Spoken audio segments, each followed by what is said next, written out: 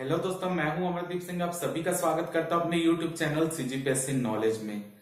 दोस्तों 1 मार्च से जो है हम दर्शन शास्त्र की एक पेड वीडियो सीरीज स्टार्ट कर रहे हैं, जिसमें हम सीजीपीएससी 2020 का जो मेंस होने वाला है, जो कि जून महीने में होगा, तो उससे रिलेटेड जो है हम पूरे दर्शन शास्त्र का विषय को कवर करेंगे। इससे पहले भी जो सीजीपीएससी मेंस 2019 था, उसके लिए भी जो है हमने पेड वीडियो सीरीज लाई थी, जिसमें हम सीजी इकोनॉमिक्स, इंडियन इकोनॉमिक्स और पेपर 7 के तीनों ये पार्ट हमने कवर किया था। उस समय भी दर्शन वाला पार्ट चालू करने का था, लेकिन तबियत खराब हो जाने के कारण वो पार्ट हम कवर नहीं कर पाए थे। इसी के लिए जो है इस बार हम जो शुरुआत कर रहे हैं वो दर्शन शास्त्र की ही वीडियो सीरीज से कर रहे हैं, क्योंकि दर्शन शास्त्र एक ऐसा सब्जेक्ट है जिसको समझने में बहुत दिक्कत होती है, क्योंकि बुक की जो लैंग्वेज होती है बहुत कठिन होती है। तो हम जो है ये कोशिश करेंगे कि हम आसान भाषा में दर्शन शास्त्र वाले पार्ट को कवर कर लें। इसके पहले भी मैंने दर्शन से रिलेटेड मेंस के लिए जो है पाश्चात्य दार्शनिक के 6 से 7 वीडियो डाले हुए हैं, आप वो भी देख लीजिएगा। और ये वीडियो आपके लिए एक डेमो वीडियो होगा, और वो 6-7 वीडियो भी आप देख लीजिएगा, वो भी आपके लिए डेमो वीडियो टाइप का ही होगा। अगर आपको वो अच्छा लगे तो उसके बाद हम ये दर्शन शास्त्र की जो पेड वीडियो सीरीज है आप वो ज्वाइन कर सकते हैं। तो इस दर्शन शास्त्र की जो पेड वीडियो सीरीज होगी उसकी फीस होगी 500, जैसे कि हमने पहले भी कवर किया। 500 ही सबकी फीस रखी है। अगर आपको ज्वाइन करना है तो आप जो है इस नंबर पे पेटीएम, फोन पे, गूगल पे या कोई भी यूपीआई कर सकते हैं। नंबर है 9131556425। इसमें आप कोई भी यूपीआई जो भी आप चला रहे हैं आप पे करके उसका स्क्रीनशॉट इसी नंबर पे आप व्हाट्सएप कर सकते हैं। अगर आपको स्क्रीनशॉट जो है टेलीग्राम में भेजना है तो आप ये नंबर में टेलीग्राम चल रहा है, आप उसमें आपको स्क्रीनशॉट भेज सकते हैं 910981111678। अगर आपको ईमेल करना है तो आप ईमेल जो है ये आईडी लिखा हुआ है SINGHMONU291991@gmail.com। आप इसमें जो है स्क्रीनशॉट भेज सकते हैं। अब जब स्क्रीनशॉट भेजेंगे तो 1 मार्च से जो है आपको जितने भी हमारी जो वीडियो चालू होंगे, आपको सब वीडियो का लिंक जो है आपको उसी नंबर पे मिलेगा, जिससे आप स्क्रीनशॉट भेजें। अगर आप ईमेल के रहेंगे तो ईमेल में मिलेगा।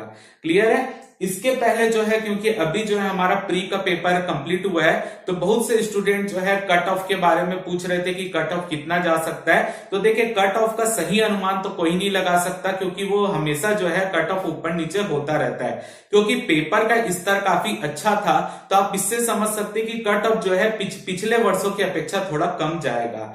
लेकिन अगर हम बात करें कि कट ऑफ, क्योंकि कई स्टूडेंट जो है अपने नंबर सही नहीं बताते हैं, ऊपर नीचे करके बताते हैं, तो आप सही अनुमान कट ऑफ का कभी भी नहीं लगा सकते। जैसे 2017 पीएससी की बात करें तो ये कट ऑफ का अनुमान लगाया जाता कि 110-100 नंबर के आसपास जाएगा, जैसे स्टूडेंट बता रहे थे। लेकिन वास्तविकता ये थी कि कट ऑफ जो है जनरल कैटेगरी का 80 से 85 नंबर तक गया था। ठीक है, लेकिन उस समय क्या था, माइनस मार्किंग भी ज्यादा होती थी और ऑप्शन भी 5 थे और पोस्ट भी ज्यादा थी। तो इससे अब इसके कारण जो है कट ऑफ जो है वो नीचे गया था। लेकिन अगर हम अभी की बात करें तो इस बार पोस्ट भी कम है, ऊपर से जो हमारी माइनस मार्किंग है वो भी 1/3 है, तो इससे कट ऑफ जो है थोड़ा सा ऊपर जाने का अनुमान है। लेकिन जो है कट ऑफ आपका जनरल कैटेगरी के 110-112 नंबर के आसपास ही रहेगा। इससे आप जो है एक्चुअल एग्जैक्ट तो नहीं हो सकता, लेकिन इसके आसपास रहेगा।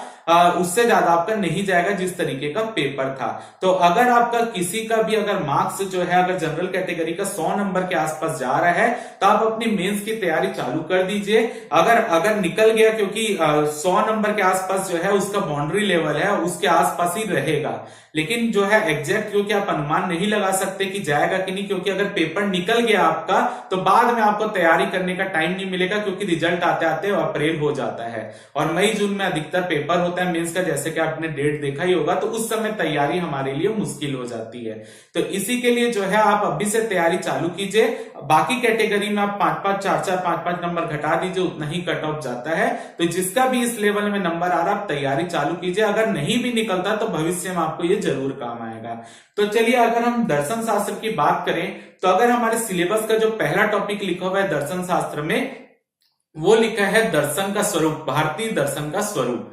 तो भारतीय दर्शन का स्वरूप पढ़ने से पहले हमको ये जानना पड़ेगा कि आखिर दर्शन का मतलब क्या होता है, भारतीय दर्शन का कितने प्रकार से वर्गीकरण किया गया है और भारतीय दर्शन की विशेषता क्या है। जब आप ये पार्ट कवर कर लेंगे तभी आपको समझ आएगा कि भारतीय दर्शन का स्वरूप क्या है, यानी नेचर क्या है भारतीय दर्शन का। और जब आप स्वरूप पढ़ेंगे तभी आप कंपेयर कर सकते हैं कि पाश्चात्य दर्शन, यानी जो फॉरेन हमारे जितने भी थिंकर है उन्होंने जो जो थ्योरी दी है, तो उससे हम कंपेयर करके तब पढ़ सकते हैं कि भारतीय दर्शन और पाश्चात्य दर्शन में अंतर क्या है। तो इसलिए आज की क्लास में जो हम पार्ट कवर करने वाले हैं वो है हमारा दर्शन है क्या, दर्शन शब्द का परिभाषा क्या होता है, भारतीय दर्शन को वर्गीकृत कैसे किया जा सकता है और भारतीय दर्शन की विशेषता क्या है। ये पार्ट हम आज की क्लास में कवर करने वाले हैं। ये एक बेसिक क्लास है, इससे ही रिलेटेड क्वेश्चन पेपर में आते हैं। और इसके अलावा जो, क्योंकि केवल दर्शन का स्वरूप लिखा है इसका मतलब ये नहीं कि आपसे डायरेक्ट क्वेश्चन दर्शन का स्वरूप पूछेगा, आपका भारतीय दर्शन का बैकग्राउंड क्या है वो भी आपसे पूछा जा सकता है। तो हम उसको कवर करते हुए हम अगली क्लास में जाएंगे भारतीय दर्शन के स्वरूप में और पाश्चात्य दर्शन से भारतीय दर्शन का कंपेयर करेंगे। तो अगर आपको ये वीडियो अच्छा लगे तो आप वीडियो को लाइक कर सकते हैं और अगर आपको हमारी क्लास ज्वाइन करना है तो उसकी डिटेल मैंने बता ही दी, आप वैसे क्लास भी ज्वाइन कर सकते हैं। तो चलिए आज की क्लास हम स्टार्ट करते हैं और देखते हैं दर्शन शब्द जो है उसकी उत्पत्ति कैसे हुई है। तो दर्शन जब शब्द जो है वो दृश्य धातु से बना है, तो दृश्य का मतलब होता है देखना। तो आप ये भी बोल सकते हैं दर्शन शब्द का अर्थ होता है देखना। तो अगर हम व्युत्पत्ति के आधार पर देखें तो दर्शन शब्द की परिभाषा दी जा सकती है दृश्यते अनेन इति दर्शनम, दृश्यते अनेन इति दर्शनम, यानी जिसके द्वारा देखा जाए वह दर्शन है। ठीक है, तो दर्शन शब्द की परिभाषा क्या हो गई, दृश्यते अनेन इति दर्शनम, यानी जिसके द्वारा देखा जाए वह दर्शन है। तो यहां पर बात ये उत्पन्न होती है कि हम देखते किससे हैं, आंखों से देखते हैं, और किसको देखना है यही हमारा पाठ क्या बताता है, दर्शन शास्त्र बताता है। यानी दर्शन शास्त्र के अंतर्गत यही बताया जाता है कि आपको किस चीज को देखना है और कहां से देखना है। अब अगर हम देखें तो अब अगर नॉर्मल आंखों से देखें तो नॉर्मल आंखों से हम जो चीज देख रहे हैं वो दर्शन के अंतर्गत नहीं आता। नॉर्मल आंख से मान लीजिए आपने देखा कि किसी व्यक्ति की मृत्यु हो रही है, तो किसी व्यक्ति की मृत्यु हो रही है ये अपने आंखों से देखे, ये दर्शन नहीं है। यहां पर ये आपका दर्शन के अंतर्गत आता है कि आप देख रहे हैं किसी व्यक्ति की मृत्यु हो रही है, तो आप उसके पीछे के सत्य को जानने में गए कि इस व्यक्ति की मृत्यु किन कारणों से हुई है। अगर इस व्यक्ति की मृत्यु हो जाती है तो मृत्यु के बाद इस व्यक्ति का क्या होगा, इसकी आत्मा जो है किस व्यक्ति में जाएगी। ठीक है, यानी मृत्यु के बाद क्या होता है ये जानने का प्रयास करना, मृत्यु की सच्चाई को जानने का प्रयास करना, क्या किसी व्यक्ति का पुनर्जन्म हो सकता है ये जानने का प्रयास करना। यानी जो चीजें हमको नॉर्मल लाइफ में दिखती नहीं, अगर हम उसकी सत्यता की जानने की कोशिश करें तो वो सब अध्ययन हमारे दर्शन के अंतर्गत आता है। यानी दर्शन हम आंखों से जो देख रहे हैं उसकी सत्यता की जांच करना, उसके हर पैमाने को नापना, यही हमारा दर्शन के अंतर्गत आता है। तो आप परिभाषा दे सकते हैं दृश्यते अनेन इति दर्शनम, यानी जिसके द्वारा देखा जाए वह दर्शन है। और हम जो बता दिए कि क्या चीज को देखना, यानी हर चीज की सत्यता की जांच करना ही दर्शन के अंतर्गत आता है, उसके हर पैमाने को, हर पहलू को देखना। अगर आपसे 2 नंबर में परिभाषा पूछ रहा है, 4 लाइन आपको लिखना रहेगा, तो अब मैं परिभाषा बता रहा हूं आप वो लिखेंगे तो आपको ज्यादा बेटर नंबर मिलेगा। वो परिभाषा है दर्शन जीवन व जगत के मूल प्रश्नों के विषय में एक गहन चिंतन है। यानी दर्शन क्या है, जीवन और जगत, यानी जो हमारा जीवन और ये संसार है उसके मध्य जो भी मूल प्रश्न है उसके विषय में एक गहन चिंतन है। और मूल प्रश्न के अंतर्गत क्या आता है, मूल प्रश्न के अंतर्गत आता है विश्व का आदिकरण क्या है, यानी ये विश्व यानी ये संसार की उत्पत्ति ही क्यों हुई है, या उत्पत्ति हुई है तो कहां से हुई है, इस उत्पत्ति के पीछे का लक्ष्य क्या है। यानी आप देखते हैं कोई भी चीज अगर आ रही है, कोई भी चीज बनती है तो उसका कोई ना कोई लक्ष्य जरूर होता है, बिना कारण के कोई चीज नहीं बनती। तो उसकी उत्पत्ति का लक्ष्य क्या है, उसका स्वरूप क्या है, यानी उस वस्तु का नेचर क्या है। अगर हम इन प्रश्नों के विषय में गहन चिंतन करते हैं तो यही हमारा दर्शन कहलाता है। तो अगर परिभाषा लिखना हो तो आप ऐसे लिखेंगे, दर्शन जीवन व जगत के मूल प्रश्नों के विषय में एक गहन चिंतन है। मूल प्रश्नों के अंतर्गत निम्न प्रश्न आते हैं, जैसे विश्व का आदिकरण क्या है, कौमा इसका लक्ष्य क्या है, कौमा इसका स्वरूप क्या है। आपको ये क्वेश्चन मार्क लगाकर लिखना है, फिर लिखना है कौमा लगाकर, दर्शन इन्हीं प्रश्नों के हल ढूंढने का दृढ़ चिंतनात्मक प्रयास है। क्लियर है? तो ये आपकी परिभाषा 2 नंबर में बन गई कि दर्शन जीवन व जगत के मध्य मूल प्रश्नों के विषय में गहन चिंतन है। मूल प्रश्न के अंतर्गत ये प्रश्न आते हैं, अतः दर्शन इन्हीं प्रश्नों के हल ढूंढने का दृढ़ चिंतनात्मक प्रयास है। तो ये आपका हो गया दर्शन की पूरी परिभाषा, जो कि 2 नंबर में यानी 3 से 4 लाइन में आपकी ये पार्ट कवर हो जाएगा। तो ये हमने बेसिक देखा कि दर्शन है क्या, उसकी परिभाषा क्या, 2 नंबर में आपका क्वेश्चन पेपर में आ चुका है। अब हम देखते हैं, बात करें भारतीय दर्शन, क्योंकि हमको दर्शन 2 भागों में बांटकर पढ़ना है, एक है भारतीय दर्शन और एक है आपका पाश्चात्य दर्शन। तो भारतीय दर्शन की अगर हम बात करें तो भारतीय दर्शन को हम 2 भागों में विभक्त कर सकते हैं, या आप बोल सकते हो भारतीय दर्शन को हम 2 भागों में वर्गीकृत कर सकते हैं। तो पहला भाग होता है आस्तिक दर्शन और दूसरा भाग होता है नास्तिक दर्शन। आस्तिक दर्शन को हम वैदिक दर्शन भी बोल सकते हैं और नास्तिक दर्शन को हम अवैदिक दर्शन भी बोल सकते हैं। तो भारत में जितने भी षड दर्शन है, यानी भारतीय दार्शनिक के अंतर्गत जितने भी षड दर्शन है, यानी सांख्य दर्शन, योग दर्शन, न्याय दर्शन, वैशेषिक दर्शन, मीमांसा दर्शन और वेदांत दर्शन, ये सभी दर्शन जो है, ये षड दर्शन जो है, ये कहलाते हैं आस्तिक दर्शन।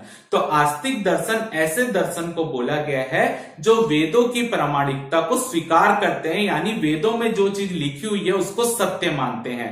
तो ऐसे दर्शन जो कि वेदों की प्रामाणिकता को स्वीकार करते हैं, वेदों की जो है पूर्ण रूप से उस पर विश्वास करते हैं, ऐसे भारतीय दर्शन को आस्तिक दर्शन कहा जाता है। तो जो हमारे षड दर्शन है वो है हमारे आस्तिक दर्शन।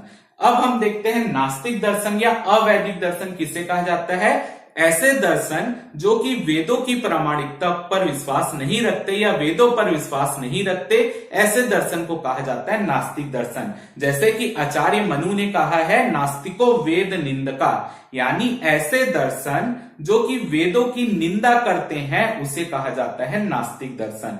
तो ये 3 दर्शन, चार्वाक दर्शन, जैन दर्शन और बौद्ध दर्शन, ये कहलाते हैं हमारे नास्तिक दर्शन। तो हम जब हमारे सिलेबस में आगे पढ़ेंगे, जो पीएससी का सिलेबस आगे पढ़ेगा, आपको सभी षड दर्शन यानी आस्तिक दर्शन भी पढ़ना है और नास्तिक दर्शन भी पढ़ना है। तो केवल हम यहां पर वर्गीकृत कर दिए हैं कि आस्तिक दर्शन के अंतर्गत क्या आता है और नास्तिक दर्शन के अंतर्गत क्या आता है। बाकी ये सभी पार्ट जो है हमको सिलेबस में आगे पढ़ना ही है। ठीक है, एक एक करके हम सब भाग को आगे आने वाले वीडियो पर डील करेंगे। अब हम यहां पर देखते हैं कि भारतीय दर्शन की विशेषता क्या है। यह भी क्वेश्चन आपसे पेपर में पूछा जा सकता है, 4 नंबर में पूछा जा सकता है, 8 नंबर में पूछा जा सकता है, बड़े क्वेश्चन में भी 15 नंबर में भी पूछा जा सकता है। तो अब हम एक एक करके भारतीय दर्शन की विशेषताओं को क्लियर करेंगे। तो सबसे पहला जो विशेषता है भारतीय दर्शन का, कर्मवाद के समर्थक। चार्वाक दर्शन को छोड़ दें तो बाकी जितने भी आस्तिक दर्शन हो या नास्तिक दर्शन हो, चार्वाक दर्शन को छोड़कर बाकी जितने भी दर्शन हैं वो सभी कर्मवाद के सिद्धांत को मानते हैं। तो यहां पर यह प्रश्न उठता है कि कर्मवाद का जो सिद्धांत है वो क्या है। तो यहां पर कर्मवाद का मतलब यह है कि आप जैसा कर्म करेंगे आपको वैसा फल मिलेगा, जिस तरीके से आप कर्म करेंगे उस तरीके से फल मिलेगा। तो यही कहलाता है कर्मवाद का सिद्धांत। तो चार्वाक दर्शन को छोड़कर सभी दर्शन कर्मवाद के सिद्धांत को मानते हैं। अब यहां पर यह भी पॉइंट उठता है कि मैं आपको डिटेल में थोड़ा सा बता दूं कि ऐसा माना जाता है कि जो चार्वाक दर्शन को छोड़कर बाकी जितने दर्शन हो, ये मानता है कि जो व्यक्ति का शरीर होता है वो केवल नष्ट होता है, जबकि जो आत्मा रहती है वो नष्ट नहीं होती। वो आत्मा तब तक नष्ट नहीं होती जब तक वो अपने कर्मों के फल को भोग ना ले। क्लियर है? यानी अगर किसी व्यक्ति की मृत्यु हो जाती है तो उसका शरीर तो आप जला देते हैं या गाड़ दे रहे हैं, वो जो भी हो रहा है वो तब हो रहा है, लेकिन जो उसकी आत्मा है वो तब तक नष्ट नहीं होगी जब तक वो अपने कर्म फल को भोग ना ले। यानी शरीर तो खत्म हो जा रहा है, लेकिन आत्मा जो है एक व्यक्ति से दूसरे व्यक्ति में स्थानांतरित तब तक होती रहती है जब तक वो अपने कर्म फल को भोग ना ले। जैसे ही वो जो आत्मा जो है अपने कर्म फल को भोग लेगी वो भी नष्ट हो जाएगी। क्लियर है? तो हर दर्शन में आत्मा के महत्व को अलग अलग बताया गया है, उसको हम यहाँ पर डील नहीं कर रहे, हम केवल बेसिक पार्ट देख रहे हैं। अब अगर हम यहां बात करें तो कर्म जो होते हैं वो 3 प्रकार के होते हैं। कर्म जो होते हैं वो 3 प्रकार के होते हैं। पहला होता है संचित कर्म, दूसरा होता है प्रारब्ध कर्म और तीसरा होता है संचयमान कर्म। तो ये भी आपसे पेपर में प्रारब्ध कर्म 2 नंबर में पूछा जा चुका है मेंस में। तो अगर हम देखें तो ये 3 कर्म क्या होते हैं, अब इसको समझ लेते हैं।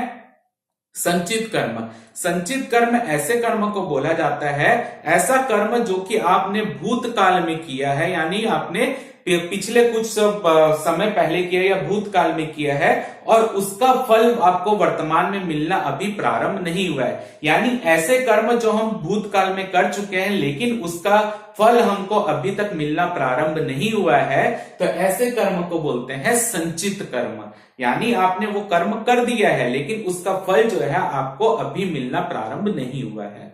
दूसरा होता है प्रारब्ध कर्म, ऐसे कर्म जो आपने भूतकाल में कर दिए हैं और उसका फल वर्तमान में मिलना आपको प्रारंभ हो चुका है, तो ऐसे कर्म को बोलते हैं प्रारब्ध कर्म। यानी यहां पर क्या हो गया, संचित कर्म में आपने कर्म कर दिया लेकिन फल मिलना उसका प्रारंभ नहीं हुआ है। प्रारब्ध कर्म में आपने कर्म भूतकाल में कर दिया है लेकिन उसका जो फल है वर्तमान में मिलना प्रारंभ हो गया है, तो इसको बोलते हैं प्रारब्ध कर्म और ये पेपर में आया हुआ है। अगला है संचयमान कर्म। संचयमान कर्म यानी ऐसा कर्म जो आप वर्तमान में कर रहे हैं और उसका फल आपको भविष्य में मिलेगा, तो ऐसे कर्म को बोलते हैं संचयमान कर्म। यानी ऐसा कर्म जो वर्तमान में किया जा रहा है और उसका फल भविष्य में प्राप्त होगा, तो ऐसे कर्म को बोलते हैं संचयमान कर्म। क्लियर है? तो ये हो गया कुछ कर्म फल का सिद्धांत, हमने ऊपर चीजें देखी। हर दर्शन में कर्म फल को अलग अलग तरीके से बताया गया है। तो जब हम ये दर्शन के वाले पार्ट को कवर करेंगे तब हम इसको देखेंगे, क्योंकि हमारा अगर पेपर में अगर हम जगह देखें तो हमारा 1 पेज 1.5 पेज के आसपास जाता है 15 नंबर में, 8 नंबर में 1 पेज भी नहीं जाता, तो आपके पास उतनी जगह ही नहीं रहेगी कि हर दर्शन को आप वहां पर कवर करें। लेकिन जब हम पूरे दर्शन को पढ़ लेंगे तो आप एक एक पॉइंट वहां पर निकाल के आप लिख सकते हैं एग्जाम्पल के तौर पर। अगला हम देखें, दूसरा जो विशेषता है भारतीय दर्शन की वो है आध्यात्मिकता। आध्यात्मिकता जैसे चार्वाक दर्शन, ये सब अगर आप मुख्य रूप से आस्तिक दर्शन को देखेंगे तो आस्तिक दर्शन जो है मुख्य रूप से क्या मानते हैं, आत्मा के अस्तित्व को मानते हैं। जैसे कि मैंने बताया, जो हमारा शरीर है वो तो नष्ट हो जा रहा है, लेकिन जो हमारी आत्मा है वो तब तक इस संसार में रहती जब तक वो अपने कर्म फल को भोग ना ले। तो आत्मा तो हमको दिख नहीं रही है, वो देखने वाली चीज तो है नहीं, शरीर केवल हमको दिखता है। तो आत्मा एक प्रकार की आध्यात्मिकता चीज हो गई, तो ये स्पिरिचुअल चीज हो गई। तो इसी के लिए हम क्या बोलते हैं, जो भारतीय दर्शन है वो आध्यात्मिकता की ओर झुका हुआ दर्शन है। यानी आध्यात्मिकता को मानता है भारतीय दर्शन, लगभग हर दर्शन, लगभग, ठीक है। ऐसा नहीं कि मैं चार्वाक तो नहीं मानते, मैं लगभग बोल रहा हूं। यानी तो यहां पर आध्यात्मिकता जो भारतीय दर्शन अधिकतर आध्यात्मिक दर्शन है, क्योंकि वो आत्मा के अस्तित्व को मानते हैं। अगला देखते हैं, तीसरा जो विशेषता है आध्यात्मिक असंतोष से उत्पन्न। तो जो भारतीय दर्शन है वह ऐसा माना जाता है कि आध्यात्मिक असंतोष से उत्पन्न हुआ है। यानी कहने का अर्थ यह है, अधिकतर आपने दर्शन जो जितने भी आपने पढ़े होंगे पहले में, तो आपको पता होगा हर दर्शन क्या करता है, बोलता है कि संसार में दुख मौजूद है और उस दुख का निवारण कैसे किया जा सकता है। लगभग हर दर्शन उसी के मार्ग बताते हैं। जैसे कि बौद्ध दर्शन आपने देखा होगा अष्टांगिक मार्ग बताया है, योग दर्शन आपने देखा होगा अष्टांगिक योग बताए हैं दुखों के निवारण के लिए, मोक्ष प्राप्ति के लिए। तो इस यहाँ पर जो है ऐसा देखा गया, ऐसा माना जाता है कि जो भारतीय दार्शनिक थे उन्होंने ये देखा कि संसार में तो सारी तरफ दुख फैला हुआ है, तो इस दुख का निवारण कैसे किया जा सकता है, वो उसकी खोज करने के लिए दर्शन के क्षेत्र में आगे बढ़े। इसी के लिए माना जाता है कि आध्यात्मिक असंतोष, जो संसार में दुख मौजूद है, उस दुख का निवारण, इस असंतोष को कैसे संतोष में परिवर्तित किया जा सके, उसके लिए जो है भारतीय दार्शनिकों ने प्रयास किया। इसी के लिए बोला जाता है कि भारतीय दर्शन जो है आध्यात्मिक असंतोष से उत्पन्न हुआ दर्शन है। अगला हम देखते हैं आत्मा के अस्तित्व। जैसे कि मैंने बताया, जितने भी हम षट दर्शन पढ़ते हैं वो सभी आत्मा के अस्तित्व को मानते हैं। सब ने आत्मा को अलग अलग तरीके से प्रेजेंट किया। किसी ने आत्मा को द्रव्य कहा है, लेकिन आत्मा हर जगह अस्तित्व के रूप में सभी षट दर्शन में मौजूद है। तो भारतीय दर्शन की जो चौथी विशेषता है कि वो आत्मा के अस्तित्व को मानते हैं, और ये आत्मा तब तक मुक्त नहीं होती जब तक हम अपने कर्म फल को भोग ना ले, यानी वो आत्मा अपने कर्म फल को भोग ना ले। अगला हम देखते हैं, पांचवा पॉइंट है भारतीय दर्शन की विशेषता में, वो है मोक्ष।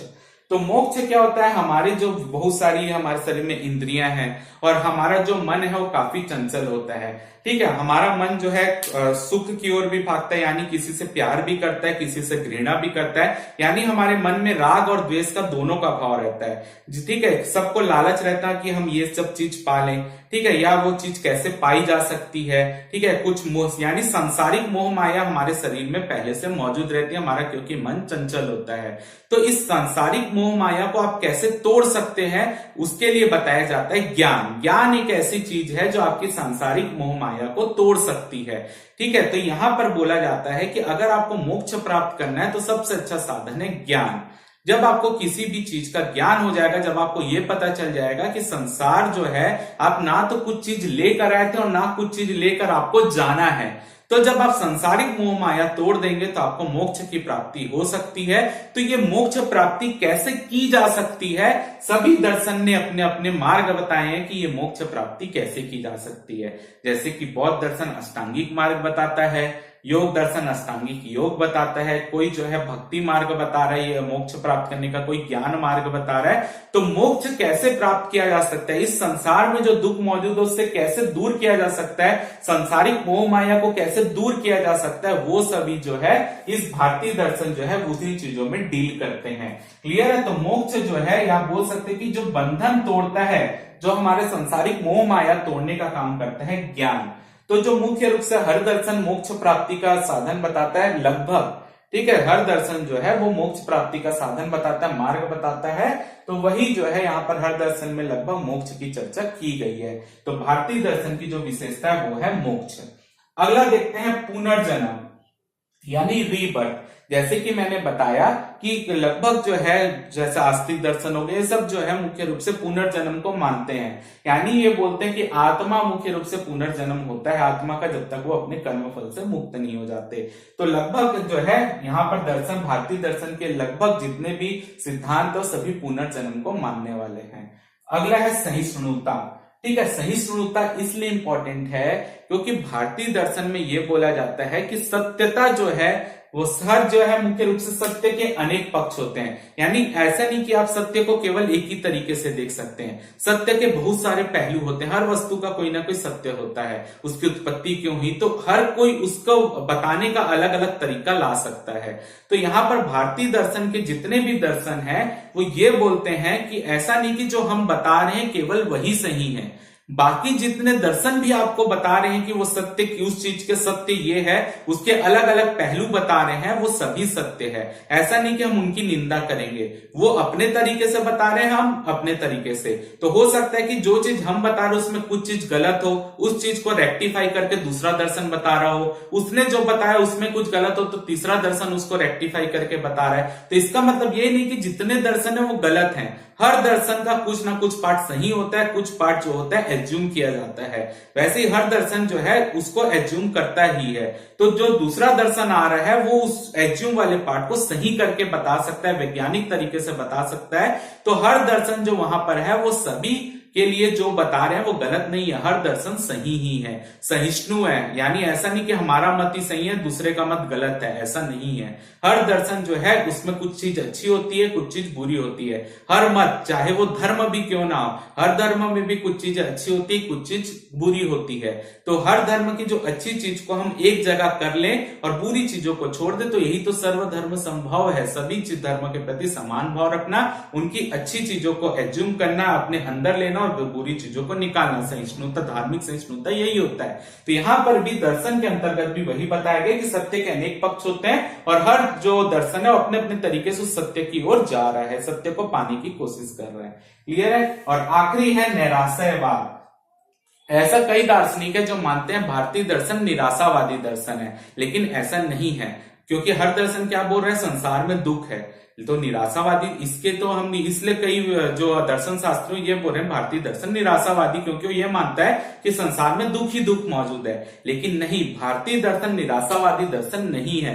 भारतीय दर्शन उस निराशा को तोड़ने का प्रयास कर रहा है। जो संसार में दुख मौजूद है उस दुख से कैसे निवारण किया जा सकता है वो बताने का प्रयास कर रहा है। तो भारतीय दर्शन निराशावादी तो नहीं है, लेकिन क्योंकि कई दार्शनिक मानते हैं कि निराशावादी किस कारण से, क्योंकि हर दर्शन दुख की ही बात कर रहा है, ठीक है, इसलिए भारतीय दर्शन को निराशावादी दर्शन भी बोला जाता है। लेकिन भारतीय दर्शन पूर्ण रूप से ऐसा बोल सकते हैं निराशावादी नहीं है, क्योंकि जो संसार में दुख मौजूद है उसका निवारण कैसे किया जा सकता है ये हमारा भारतीय दर्शन बताता है। तो इस तरीके से जो है हमने भारतीय दर्शन की विशेषताओं को देख लिया, भारतीय दर्शन का वर्गीकरण कर लिया, दर्शन क्या होता है उसकी परिभाषा देख ली। तो यहां पर हम आज की क्लास को कंप्लीट करेंगे। बाकी की क्लास जो रहेगी वो पेड क्लास रहेगी, आप डेमो वीडियो के रूप में इसको लीजिए। इसके बाद जो हमारा दर्शन का पहला टॉपिक लिखा हुआ है दर्शन का स्वरूप, वो पार्ट में हम जाएंगे, उस स्वरूप को देखेंगे और भारतीय दर्शन और पाश्चात्य दर्शन का कंपेयर करेंगे हम अगली क्लास में। तो ये क्लास जो होगी आपकी 1 मार्च से स्टार्ट हो जाएगी, आप उसका रजिस्ट्रेशन करा लीजिए, आपको भी वीडियो का लिंक मिलना प्रारंभ हो जाएगा। आप इसका स्क्रीनशॉट ले लीजिए।